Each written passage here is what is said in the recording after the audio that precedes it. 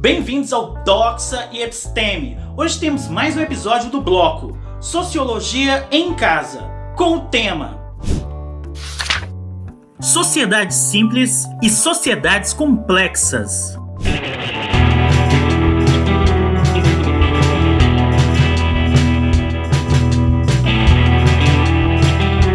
Uma das principais características da antropologia do século XX foi a crescente variação de objetos de interesse. Se a orientação inicial foi o estudo das sociedades pequenas e isoladas, inclusive muitas delas vivendo em ilhas, aos poucos outras fontes de estudo foram encontradas, como as sociedades ditas complexas. A oposição entre simples e complexas foi uma das formas empregadas para distinguir as sociedades. Esses termos, porém, são problemáticos, pois todos os antropólogos corriam a afirmar que nenhuma sociedade é realmente simples e todas elas, a seu modo, são complexas. A oposição é mais evidente em outros aspectos.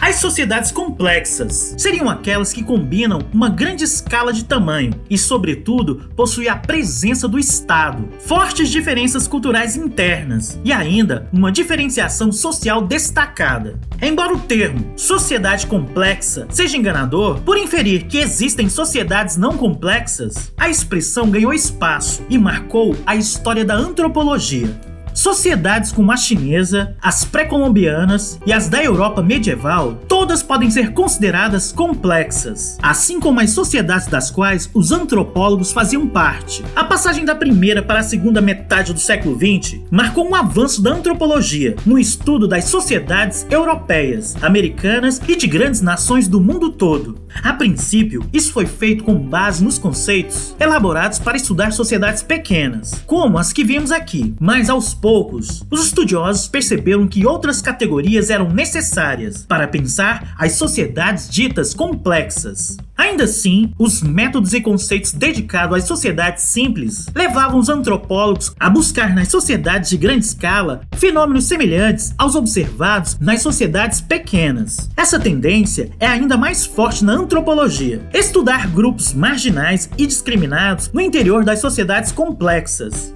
Muitos antropólogos estudam aqueles grupos que de imediato passam uma ideia de diferença mais acentuada no interior de uma sociedade complexa. E quais são esses grupos? Nos Estados Unidos, por exemplo, os primeiros estudos de contexto complexo se referiam aos imigrantes, que chegavam aos milhares durante a primeira metade do século XX. Ou seja, os antropólogos procuravam os grupos em que a diferença cultural era mais evidente. Também foram estudadas populações rurais, como as populações indígenas que iam sendo incorporadas à força às sociedades nacionais, e cujos indivíduos se viam obrigados a adotar novas estratégias de sobrevivência. Mas o olhar dos estudiosos sempre imaginava que aquelas populações tão diferentes iriam lentamente se adaptar ou se assemelhar aos dominadores ou às maiorias. Isso sobretudo no caso dos imigrantes. O conceito de cultura, bem como o conceito de estrutura social e de função, não explicam suficientemente bem essas realidades. Isso porque esses conceitos tinham como pressupostos alguma estabilidade duradoura, o que não acontecia no interior das sociedades complexas. E aí as coisas mudaram.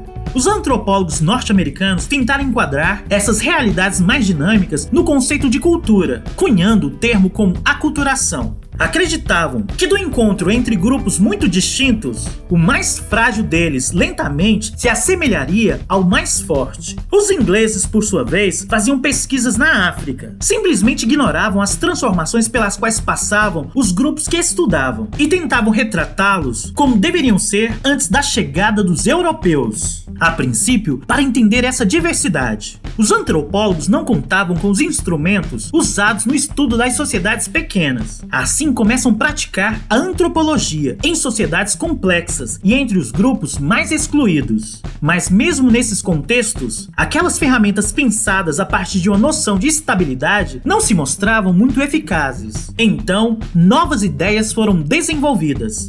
A partir da década de 1960, as noções de etnicidade e identidade passaram a ganhar importância.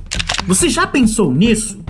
Nas grandes sociedades, as diferenças internas são enormes. Grupos como indígenas, quilombolas e populações campesinas são exemplos claros. Mas há também outras diferenças. Comunidades religiosas e grupos de interesses variados acabam formando tribos urbanas. Você consegue pensar nessa diversidade? Tente por algum momento pensar nos diferentes modos de vida que acontecem perto de você.